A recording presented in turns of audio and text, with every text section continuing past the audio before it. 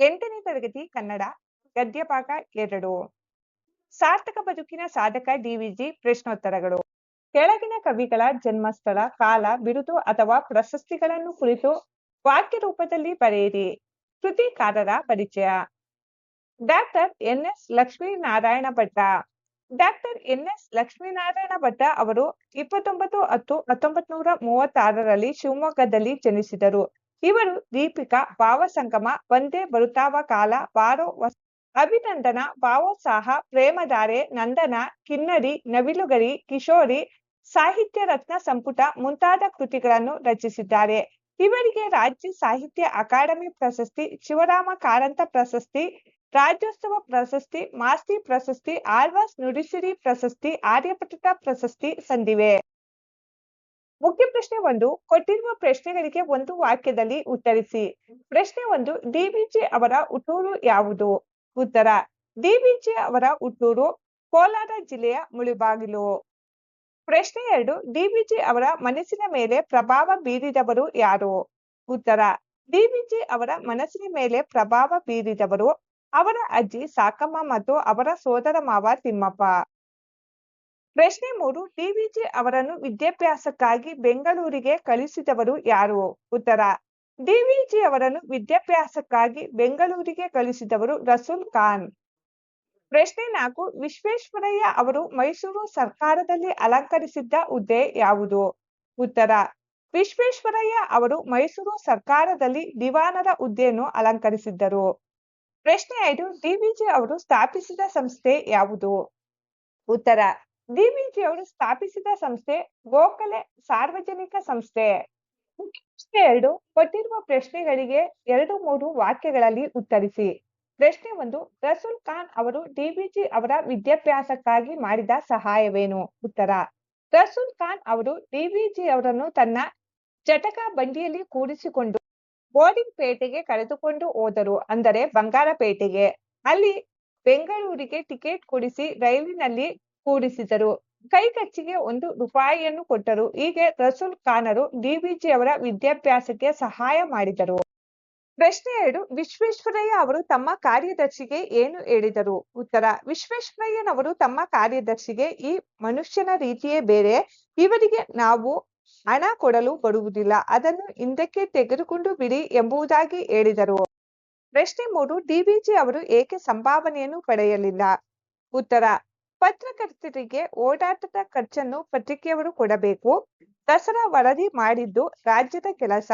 ಅಲ್ಲದೆ ವಿಶ್ವೇಶ್ವರಯ್ಯನವರ ಜೊತೆ ವ್ಯವಹರಿಸಿದ್ದು ನಮಗೊಂದು ಹೆಮ್ಮೆ. ಹಾಗಿರುವಾಗ ಅದಕ್ಕೆ ಸಂಭಾವನೆ ತೆಗೆದುಕೊಳ್ಳುವುದು ಸರಿಯೇ ಎಂಬುದು ಡಿವಿಜಿ ಅವರ ವಾದ. ಆದ್ದರಿಂದ ಅವರು ಸಂಭಾವನೆಯನ್ನು ತೆಗೆದುಕೊಳ್ಳಲಿಲ್ಲ. ಪ್ರಶ್ನೆ 4. ಡಿವಿಜಿ ಅವರ ಶ್ರೀಮತಿ ಅವರು ಬಂಧುಗಳ ಮನೆಯಲ್ಲಿ ನಡೆದ ಉತ್ಸವಕ್ಕೆ ಏಕೆ ಹೋಗಿರಲಿಲ್ಲ? ಉತ್ತರ: ಡಿವಿಜಿ ಅವರ ಶ್ರೀಮತಿಯವರ ಬಳಿ ಇದ್ದದ್ದು ಒಂದೇ ಸೀರೆ. ಅದು ಒಂದೆರಡು ಕಡೆ ಹರಿದು ಹೋಗಿತ್ತು. ಆದ್ದರಿಂದ ಅನ್ಯರ ಮುಂದೆ ತನ್ನ ಗಂಡನ ಗೌರವಕ್ಕೆ ಧಕ್ಕೆ ಆಗಬಾರದೆಂದು ಅವರು ಬಂಧುಗಳ ಮನೆಯ ಉತ್ಸವಕ್ಕೆ ಹೋಗಲಿಲ್ಲ. ಪ್ರಶ್ನೆ 5. ಎಲ್ಲರೊಂದಿಗೆ ಹೇಗೆ ಬಾಳಬೇಕೆಂದು ಡಿವಿಜಿ ಹೇಳಿದ್ದಾರೆ? ಉತ್ತರ: ಮಾನವ ಬೆಟ್ಟದ ಬುಡದಲ್ಲಿರುವ ಹುಲ್ಲಿನಂತೆ ನಮ್ರತೆಯಿಂದಿರಬೇಕು. ಮಲ್ಲಿಗೆಯಂತೆ ಮನೆಯ ಕೀರ್ತಿಯನ್ನು ಪಸರಿಸಬೇಕು. ವಿಧಿ ನೀಡುವ ಎಲ್ಲಾ ಕಷ್ಟಗಳನ್ನು ಕಲ್ಲಿನಂತೆ ತಾಳ್ಮೆಯಿಂದ ಸಹಿಸಿಕೊಳ್ಳಬೇಕು. ದೀನ ದುರ್ಬಲರಿಗೆ ಸಹಾಯ ಮಾಡುತ್ತಾ ಬೆಲ್ಲ ಸಕ್ಕರೆಯಾಗಬೇಕು. ಅಹಂಕಾರವನ್ನು ತೊರೆದು ಎಲ್ಲರೊಳಗೆ ಒಂದಾಗಬೇಕು ಎಂದು ಕವಿ ಹೇಳಿದ್ದಾರೆ. ಮುಖ್ಯ ಪ್ರಶ್ನೆ 3. ಕೊಟ್ಟಿರುವ ಪ್ರಶ್ನೆಗಳಿಗೆ 7-8 ವಾಕ್ಯಗಳಲ್ಲಿ ಉತ್ತರಿಸಿ. ಪ್ರಶ್ನೆ 1. ಡಿವಿಜಿ ಅವರ ವ್ಯಕ್ತಿತ್ವವನ್ನು ಸಂಗ್ರಹಿಸಿ ಬರೆಯಿರಿ. ಉತ್ತರ: ಡಿವಿಜಿ ಅವರ ಮನೆಯಲ್ಲಿ ಕಿತ್ತು ತಿನ್ನುವ ಬಡತನವಿತ್ತು. ಆದರೂ ತಾವು ಮಾಡಿದ ಸೇವೆಗೆ ಸರ್ಕಾರದಿಂದ ಕೊಡುವ ಸಂಭಾವನೆಯನ್ನು ನಿರಾಕರಿಸುತ್ತಿದ್ದರು. ಅಂತ ನಿಸ್ವಾರ್ಥಿಗಳಾಗಿದ್ದರು. ಶೀಲ, ವಿವೇಕ, ನಿಸ್ಪೃಹತೆ ಹಾಗೂ ಸ್ವಯಂ ಆರ್ಜಿತ ಪಾಂಡಿತ್ಯದಿಂದ, ಜೊತೆಗೆ ಅವರಿಗಿದ್ದ ಸಾರ್ವಜನಿಕ ಹಿತಾಸಕ್ತಿಗಳ ಬಲದಿಂದ ಸತ್ಯಶಾಲಿ ವ್ಯಕ್ತಿತ್ವವನ್ನು ರೂಪಿಸಿಕೊಂಡಿದ್ದರು. ಕನ್ನಡ ಸಾಹಿತ್ಯ ಲೋಕದಲ್ಲಿ ಅವರದ್ದು ಹೋಲಿಕೆ ಇಲ್ಲದ ಅಪೂರ್ವ ವ್ಯಕ್ತಿತ್ವ. ಇತರ ಸಾಹಿತಿಗಳಂತೆ ಅವರು ಸಾಹಿತಿ ಮಾತ್ರವಾಗಿರಲಿಲ್ಲ. ಹೆಸರಾಂತ ಪತ್ರಕರ್ತರಾಗಿದ್ದರು. ಹಿರಿಯ ವೇದಾಂತಿಯಾಗಿದ್ದರು. ರಾಜ್ಯಶಾಸ್ತ್ರದಲ್ಲಿ ಆಳವಾದ ತಿಳುವಳಿಕೆ ಉಳ್ಳವರಾಗಿದ್ದರು. ಸಾರ್ವಜನಿಕ ಜೀವನಕ್ಕೆ ಸಂಬಂಧಿಸಿದ ಎಲ್ಲಾ ವಿಚಾರಗಳ ಮಂಥನಕ್ಕಾಗಿ ಗೋಖಲೆ ಸಾರ್ವಜನಿಕ ಸಂಸ್ಥೆ ಅಂತ ಪ್ರಸಿದ್ಧ ಸಂಸ್ಥೆಯನ್ನು ಕಟ್ಟಿದ್ದರು. ಒಟ್ಟಾರೆಯಾಗಿ ಅವರೊಬ್ಬ ಮಹಾ ಧೀಮಂತ ವ್ಯಕ್ತಿಯಾಗಿದ್ದರು. ಪ್ರಶ್ನೆ 2, ಡಿವಿಜಿ ಅವರಿಗೂ ಅವರ ಶ್ರೀಮತಿ ಅವರಿಗೂ ನಡೆದ ಸಂಭಾಷಣೆಯನ್ನು ಬರೆಯಿರಿ. ಉತ್ತರ: ಒಮ್ಮೆ ಡಿವಿಜಿ ಅವರ ಬಂಧುಗಳ ಮನೆಯಲ್ಲಿ ಒಂದು ಉತ್ಸವ ನಡೆಯಿತು. ಡಿವಿಜಿಯರು ಹೋಗಲು ಆಗಲಿಲ್ಲ. ಮಕ್ಕಳನ್ನು ಕಳಿಸಿದರು. ಹೆಂಡತಿ ಮನೆಯಲ್ಲಿ ಇದ್ದಾರೆ. ಡಿವಿಜಿ ಅಸಮಾಧಾನದಿಂದ ನೀನು ಉತ್ಸವಕ್ಕೆ ಹೋಗಲಿಲ್ಲವೇ ಎಂದು ಕೇಳಿದರು. ಪತ್ನಿ ಇಲ್ಲ ಎಂದರು. ಡಿವಿಜಿ ಯಾಕೆ ಎಂದು ಕೇಳಿದರು. ಪತ್ನಿ ಮಕ್ಕಳನ್ನು ಕಳಿಸಿದ್ದೇನಲ್ಲ ಎಂದರು. ಡಿವಿಜಿ ಅವರು ನಮಗೆ ಬಹಳ ಬೇಕಾದವರು, ನೀನು ಹೋಗದಿದ್ದರೆ ಬೇಸರ ಪಡುವುದಿಲ್ಲವೇ ಎಂದರು. ಅವರ ಪತ್ನಿ ಮನೆಯಲ್ಲಿ ಯಾರಾದರೂ ಇರಬೇಕಲ್ಲ ಎಂದರು. ಡಿವಿಜಿ ನಾನು ಇರುತ್ತೇನೆ, ನೀನು ಹೋಗಿ ಬಾ ಎಂದರು. ಅವರ ಹೆಂಡತಿ ಏನೇನೋ ಕಾರಣ ಹೇಳಿದರು. ಕೊನೆಗೆ ನಿಜವಾದ ಕಾರಣ ಹೇಳಲೇಬೇಕಾಯಿತು. ಡಿವಿಜಿಯವರ ಪತ್ನಿ ನಾನು ಹೇಳಬಾರದೆಂದಿದ್ದೆ. ನೀವು ಪಟ್ಟು ಹಿಡಿದು ನನ್ನ ಬಾಯಿ ಬಿಡಿಸುತ್ತಿದ್ದೀರಿ. ನನ್ನ ಹತ್ತಿರ ಇರುವುದು ಇದೊಂದೇ ಸೀರೆ. ಇದು ಒಂದೆರಡು ಕಡೆ ಹರಿದಿದೆ. ನಾನು ಈ ಬಟ್ಟೆಯಲ್ಲಿ ಹೊರಗೆ ಕಾಣಿಸಿಕೊಂಡರೆ ಜನ ನಿಮ್ಮನ್ನು ಕುರಿತು ಆಡಿಕೊಳ್ಳುವುದಿಲ್ಲವೇ? ಬಂಧುಗಳ ಮನೆಗೆ ಹೋಗಿ ಬರುವುದು ನನಗೆ ಹೇಗೆ ಕರ್ತವ್ಯವೋ ಹಾಗೆ ನಿಮ್ಮ ಮರ್ಯಾದೆಗೆ ಊನ ಬರದಂತೆ ನಡೆದುಕೊಳ್ಳುವುದು ನನಗೆ ಕರ್ತವ್ಯವೇ ಅಲ್ಲವೇ ಎಂದು ಹೇಳಿದರು. ಮುಖ್ಯ ಪ್ರಶ್ನೆ 4, ಸಂದರ್ಭ ಸಹಿತ ಸ್ವಾರಸ್ಯವನ್ನು ವಿವರಿಸಿ. ವಾಕ್ಯ 1, ಏನು ಬಂದಿರಿ ಗುಂಡಪ್ಪ. ಆಯ್ಕೆ: ಈ ವಾಕ್ಯವನ್ನು ಡಾಕ್ಟರ್ ಎನ್.ಎಸ್. ಲಕ್ಷ್ಮೀನಾರಾಯಣ ಭಟ್ಟ ಅವರು ರಚಿಸಿರುವ ಸಾಹಿತ್ಯ ರತ್ನ ಸಂಪುಟ ಎಂಬ ಕೃತಿಯಿಂದ ಆರಿಸಿ ನಿಗದಿಪಡಿಸಿರುವ ಸಾರ್ಥಕ ಬದುಕಿನ ಸಾಧಕ ಎಂಬ ಗದ್ಯ ಭಾಗದಿಂದ ಆರಿಸಲಾಗಿದೆ. ಸಂದರ್ಭ: ಡಿವಿಜಿಯವರು ದಸರಾ ಸಂಭಾವನೆಯನ್ನು ಹಿಂದಿರುಗಿಸಲು ವಿಶ್ವೇಶ್ವರಯ್ಯನವರ ಬಳಿಗೆ ಬಂದಾಗ ವಿಶ್ವೇಶ್ವರಯ್ಯನವರು ಡಿವಿಜಿಯವರಿಗೆ ಈ ಮಾತನ್ನು ಕೇಳುತ್ತಾರೆ. ಸ್ವಾರಸ್ಯ: ವಿಶ್ವೇಶ್ವರಯ್ಯನವರು ರಾಜ್ಯದ ಅತಿ ದೊಡ್ಡ ಹುದ್ದೆಯಲ್ಲಿದ್ದರೂ ಸಹ ತಮ್ಮನ್ನು ನೋಡಲು ಬಂದ ಕಿರಿಯರನ್ನು ಪ್ರೀತಿ ಗೌರವದಿಂದ ಮಾತನಾಡಿಸುವ ರೀತಿ ಇಲ್ಲಿ ಸ್ವಾರಸ್ಯ. ವಾಕ್ಯ 2, ನೀನು ಉತ್ಸವಕ್ಕೆ ಹೋಗುವುದಿಲ್ಲವೇ. ಆಯ್ಕೆ: ಈ ವಾಕ್ಯವನ್ನು ಡಾಕ್ಟರ್ ಎನ್.ಎಸ್. ಲಕ್ಷ್ಮೀನಾರಾಯಣ ಭಟ್ಟ ಅವರು ರಚಿಸಿರುವ ಸಾಹಿತ್ಯ ರತ್ನ ಸಂಪುಟ ಎಂಬ ಕೃತಿಯಿಂದ ಆರಿಸಿ ನಿಗದಿಪಡಿಸಿರುವ ಸಾರ್ಥಕ ಬದುಕಿನ ಸಾಧಕ ಎಂಬ ಗದ್ಯ ಭಾಗದಿಂದ ಆರಿಸಲಾಗಿದೆ.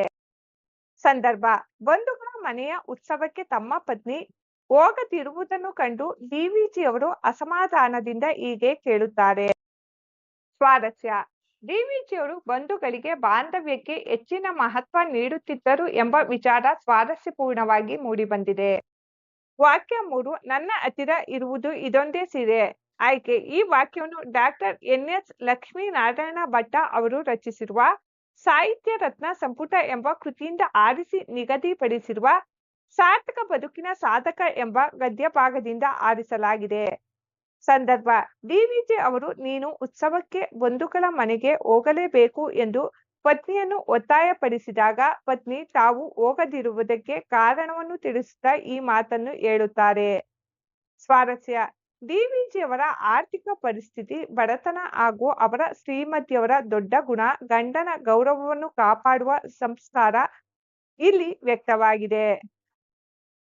ವಾಕ್ಯ 4, ಒಲಿ ನಿನ್ನ ತುಟಿಗಳನ್ನು ಮಂಕುತಿಮ್ಮ. ಆಯ್ಕೆ: ಈ ವಾಕ್ಯವನ್ನು ಡಾಕ್ಟರ್ ಎನ್.ಎಸ್. ಲಕ್ಷ್ಮೀನಾರಾಯಣ ಭಟ್ಟ ಅವರು ರಚಿಸಿರುವ ಸಾಹಿತ್ಯ ರತ್ನ ಸಂಪುಟ ಎಂಬ ಕೃತಿಯಿಂದ ಆರಿಸಿ ನಿಗದಿಪಡಿಸಿರುವ ಸಾರ್ಥಕ ಬದುಕಿನ ಸಾಧಕ ಎಂಬ ಗದ್ಯ ಭಾಗದಿಂದ ಆರಿಸಲಾಗಿದೆ. ಸಂದರ್ಭ: ಮನುಷ್ಯ ತಾನು ಮಾಡಿದ ಸಣ್ಣ ಪುಟ್ಟ ಉಪಕಾರಗಳನ್ನು ದೊಡ್ಡದಾಗಿ ಎಲ್ಲರಿಗೂ ಹೇಳಿಕೊಳ್ಳುತ್ತಾ ಆತ್ಮ ಪ್ರಶಂಸೆ ಮಾಡಿಕೊಳ್ಳುವುದು ಒಳ್ಳೆಯದಲ್ಲ ಎಂದು ತಿಳಿಸುವಾಗ ಕವಿ ಈ ಮಾತನ್ನು ಹೇಳಿದ್ದಾರೆ. ಸ್ವಾರಸ್ಯ: ನಮಗೆ ಆಹಾರ ನೀಡುವ ಸಸ್ಯಗಳು ತಮ್ಮ ಉಪಕಾರದ ಬಗ್ಗೆ ಎಂದು ಹೇಳುವುದಿಲ್ಲ. ಜಗತ್ತಿಗೆ ಬೆಳಕನ್ನು ಕೊಡುವ ಸೂರ್ಯ ಚಂದ್ರರು ತಾವು ಬೆಳಕು ಕೊಡುತ್ತಿದ್ದೇವೆ ಎಂದು ಹೇಳುವುದಿಲ್ಲ. ಆದ್ದರಿಂದ ನಾವು ಮಾಡಿದ ಉಪಕಾರವನ್ನು ಹೇಳಿಕೊಳ್ಳಬಾರದು, ಜಂಬ ಕೊಚ್ಚಿಕೊಳ್ಳಬಾರದು. ವಾಕ್ಯ 5, ಬೆಲ್ಲ ಸಕ್ಕರೆಯಾಗು ದೀನ ದುರ್ಬಲರಿಮ್ಗೆ. ಆಯ್ಕೆ: ಈ ವಾಕ್ಯವನ್ನು ಡಾಕ್ಟರ್ ಎನ್.ಎಸ್. ಲಕ್ಷ್ಮೀನಾರಾಯಣ ಭಟ್ಟ ಅವರು ರಚಿಸಿರುವ ಸಾಹಿತ್ಯ ರತ್ನ ಸಂಪುಟ ಎಂಬ ಕೃತಿಯಿಂದ ಆರಿಸಿ ನಿಗದಿಪಡಿಸಿರುವ ಸಾರ್ಥಕ ಬದುಕಿನ ಸಾಧಕ ಎಂಬ ಗದ್ಯ ಭಾಗದಿಂದ ಆರಿಸಲಾಗಿದೆ. ಸಂದರ್ಭ: ಮನುಷ್ಯ ಹೇಗೆ ಬದುಕಿ ಬಾಳಬೇಕೆಂಬುದನ್ನು ತಿಳಿಸುವಾಗ ಕವಿ ಈ ಮಾತನ್ನು ಹೇಳಿದ್ದಾರೆ. ಸ್ವಾರಸ್ಯ: ನಾವು ನಿರಹಂಕಾರಿಗಳಾಗಿರಬೇಕು, ನಮ್ಮ ಮನೆಯ ಕೀರ್ತಿಯನ್ನು ಬೆಳಗುವಂತಿರಬೇಕು, ಎಲ್ಲ ಕಷ್ಟಗಳನ್ನು ಸಹಿಸಿಕೊಳ್ಳಬೇಕು, ಬಡವರಿಗೆ, ದೀನ ದುರ್ಬಲರಿಗೆ ಆಸರೆಯಾಗಬೇಕು ಎಂಬ ಮಾನವೀಯ ಮೌಲ್ಯಗಳು ಇಲ್ಲಿ ಸ್ವಾರಸ್ಯಪೂರ್ಣವಾಗಿ ವ್ಯಕ್ತಗೊಂಡಿವೆ. ಮುಖ್ಯ ಪ್ರಶ್ನೆ 5 ಪೀಠಸ್ಥಳ ತುಂಬಿ. 1. ಮೈಸೂರು ರಾಜ್ಯದ ಪರಮೋಚ್ಚ ಅಧಿಕಾರ ಹಿಡಿದಿದ್ದವರು ಡ್ಯಾಸ್. ಉತ್ತರ ಮಿರ್ಜಾ ಸಾಹೇಬ. ಮೈಸೂರು ರಾಜ್ಯದ ಪರಮೋಚ್ಚ ಅಧಿಕಾರ ಹಿಡಿದಿದ್ದವರು ಮಿರ್ಜಾ ಸಾಹೇಬ. 2. ಮಿರ್ಜಾ ಅವರ ಕಾಲಕ್ಕೆ ಡಿವಿಜಿ ದೊಡ್ಡ ಡ್ಯಾಸ್ ಎಂದು ವಿದ್ಯಾವಂತರ ವಲಯದಲ್ಲಿ ಹೆಸರಾಗಿದ್ದರು. ಉತ್ತರ ಮೇಧಾವಿ. ಮಿರ್ಜಾ ಅವರ ಕಾಲಕ್ಕೆ ಡಿವಿಜಿ ದೊಡ್ಡ ಮೇಧಾವಿ ಎಂದು ವಿದ್ಯಾವಂತರ ವಲಯದಲ್ಲಿ ಹೆಸರಾಗಿದ್ದರು. 3. ಮುಳಬಾಗಿಲು ಡ್ಯಾಸ್ ಜಿಲ್ಲೆಗೆ ಸೇರಿದೆ. ಉತ್ತರ ಕೋಲಾರ. ಮುಳಬಾಗಿಲು ಕೋಲಾರ ಜಿಲ್ಲೆಗೆ ಸೇರಿದೆ. 4. ಡಿವಿಜಿ ಅವರು ಮುಳಬಾಗಿಲಿನ ಡ್ಯಾಸ್ ಶಾಲೆಯಲ್ಲಿ ಲೋಯರ್ ಸೆಕೆಂಡರಿ ಪೂರ್ತಿಗೊಳಿಸಿದರು. ಉತ್ತರ ಆಂಗ್ಲೋ ವೆರ್ನಾಕ್ಯುಲರ್. ಡಿವಿಜಿ ಅವರು ಮುಳಬಾಗಿಲಿನ ಆಂಗ್ಲೋ ವೆರ್ನಾಕ್ಯುಲರ್ ಶಾಲೆಯಲ್ಲಿ ಲೋಯರ್ ಸೆಕೆಂಡರಿ ಪೂರ್ತಿಗೊಳಿಸಿದರು. 5. ಡಿವಿಜಿ ಅವರು ಕನ್ನಡ ಸಾರಸ್ವತ ಲೋಕದ ಡ್ಯಾಸ್ ಎಂದು ಕರೆಸಿಕೊಂಡರು. ಉತ್ತರ ಭೀಷ್ಮ. ಡಿವಿಜಿ ಅವರು ಕನ್ನಡ ಸಾರಸ್ವತ ಲೋಕದ ಭೀಷ್ಮ ಎಂದು ಕರೆಸಿಕೊಂಡರು. ಅಭ್ಯಾಸ ಚಟುವಟಿಕೆ. ಕೊಟ್ಟಿರುವ ಪ್ರಶ್ನೆಗಳಿಗೆ ಉತ್ತರಿಸಿ. ಪ್ರಶ್ನೆ 1. ನಾಮಪದ ಎಂದರೇನು? ಉತ್ತರ: ಒಂದು ವಸ್ತು, ಒಬ್ಬ ವ್ಯಕ್ತಿ, ಒಂದು ಸ್ಥಳದ ಹೆಸರಾಗಿರಬಹುದು ಅಥವಾ ಒಂದು ಗುಂಪನ್ನು ಸೂಚಿಸುವ ಪದವಾಗಿರಬಹುದು, ಅಥವಾ ಗುಣ, ಸ್ವಭಾವ, ಸಂಖ್ಯೆ, ಸ್ಥಾನ, ಅಳತೆ, ತೂಕ ಇತ್ಯಾದಿಗಳನ್ನು ಸೂಚಿಸುವ ಪದಗಳಾಗಿರಬಹುದು. ಅವುಗಳನ್ನು ನಾಮಪದಗಳೆಂದು ಕರೆಯುತ್ತೇವೆ. ಪ್ರಶ್ನೆ 2. ಭಾವನಾಮ ಎಂದರೇನು? ಉತ್ತರ: ವಸ್ತುಗಳ ಮತ್ತು ಕ್ರಿಯೆಯ ಭಾವವನ್ನು ತಿಳಿಸುವ ಶಬ್ದಗಳನ್ನು ಭಾವನಾಮ ಎನ್ನುತ್ತಾರೆ. ಭಾವ ಎಂದರೆ ಇರುವಿಕೆ, ಸ್ಥಿತಿ ಎಂದು ಅರ್ಥೈಸಬಹುದು. ಪ್ರಶ್ನೆ 3. ಸರ್ವನಾಮ ಎಂದರೇನು? ವಿಧಗಳ್ಯಾವುವು? ಉತ್ತರ: ನಾಮಪದಗಳ ಬದಲಾಗಿ ಬಳಸುವ ಪದಗಳಿಗೆ ಸರ್ವನಾಮಗಳು ಎನ್ನುವರು. ಸರ್ವನಾಮಗಳನ್ನು ಪುರುಷಾರ್ಥಕ ಸರ್ವನಾಮ, ಆತ್ಮಾರ್ಥಕ ಸರ್ವನಾಮ, ಪ್ರಶ್ನಾರ್ಥಕ ಸರ್ವನಾಮ ಎಂದು 3 ಭಾಗಗಳಾಗಿ ವಿಂಗಡಿಸಬಹುದು. ಪ್ರಶ್ನೆ 4. ಪುರುಷಾರ್ಥಕ ಸರ್ವನಾಮಗಳಲ್ಲಿ ಎಷ್ಟು ವಿಧ? ಉತ್ತರ: ಪುರುಷಾರ್ಥಕ ಸರ್ವನಾಮಗಳಲ್ಲಿ 3 ವಿಧ. 1. ಉತ್ತಮ ಪುರುಷ, 2. ಮಧ್ಯಮ ಪುರುಷ, 3. ಪ್ರಥಮ ಪುರುಷ. ಪ್ರಾಯೋಗಿಕ ಅಭ್ಯಾಸ. ಕೊಟ್ಟಿರುವ ವಾಕ್ಯಗಳಲ್ಲಿರುವ ನಾಮಪದಗಳನ್ನು ಹೆಸರಿಸಿ ಬರೆಯಿರಿ. 1. ಡಿವಿಜಿಯ ಊರು ಮುಳಬಾಗಿಲು. ಈ ವಾಕ್ಯದಲ್ಲಿರುವ ನಾಮಪದಗಳು ಡಿವಿಜಿ, ಮುಳಬಾಗಿಲು. 2. ಬೆಂಗಳೂರಿನಲ್ಲಿ ರೈಲಿನಲ್ಲಿ ಕೂಡಿಸುತ್ತೇನೆ. ಈ ವಾಕ್ಯದಲ್ಲಿರುವ ನಾಮಪದಗಳು ಬೆಂಗಳೂರು, ರೈಲು. 3. ವಿಶ್ವೇಶ್ವರಯ್ಯನವರು ದಿವಾನರಾಗಿದ್ದ ಕಾಲವದು. ನಾಮಪದಗಳು ವಿಶ್ವೇಶ್ವರಯ್ಯ, ದಿವಾನರು. 5. ಡಿವಿಜಿ ಬಂಧುಗಳ ಮನೆಯಲ್ಲಿ ಒಂದು ಉತ್ಸವ ನಡೆಯಿತು. ನಾಮಪದಗಳು ಡಿವಿಜಿ, ಮನೆಯಲ್ಲಿ, ಬಂಧುಗಳು. ಕೊಟ್ಟಿರುವ ಪದಗಳಲ್ಲಿರುವ ವಿಭಕ್ತಿ ಪ್ರತ್ಯಯಗಳನ್ನು ಪ್ರತ್ಯೇಕಿಸಿ ಬರೆದು ಇದು ಯಾವ ವಿಭಕ್ತಿ ಎಂಬುದನ್ನು ಬರೆಯಿರಿ. ದಿವಾನರನ್ನು ಅನ್ನು ದ್ವಿತೀಯ ವಿಭಕ್ತಿ. ದಿನದ ಆ ಷಷ್ಠಿ ವಿಭಕ್ತಿ. ಡಿವಿಜಿಗೆ ಗೆ ಚತುರ್ಥಿ ವಿಭಕ್ತಿ. ಫಲದಿಂದ ಇಂದ ಪಂಚಮಿ ವಿಭಕ್ತಿ. ವಲಯದಲ್ಲಿ ಅಲ್ಲಿ ಸಪ್ತಮಿ ವಿಭಕ್ತಿ. ಮಂಕುತಿಮ್ಮನ ಆ ಷಷ್ಠಿ ವಿಭಕ್ತಿ. ಶಿಕ್ಷಣವನ್ನು ಅನ್ನು ದ್ವಿತೀಯ ವಿಭಕ್ತಿ. ಓದಿಗೆ ಗೆ ಚತುರ್ಥಿ ವಿಭಕ್ತಿ. ಸಹಾಯಕ್ಕೆ ಕೆ ಚತುರ್ಥಿ ವಿಭಕ್ತಿ. ಬಂಡಿಯಲ್ಲಿ ಅಲ್ಲಿ ಸಪ್ತಮಿ ವಿಭಕ್ತಿ. ದೆಸೆಯಿಂದ ಇಂದ ಪಂಚಮಿ ವಿಭಕ್ತಿ. ರಸೂಲ್ ಖಾನನ ಆ ಷಷ್ಠಿ ವಿಭಕ್ತಿ.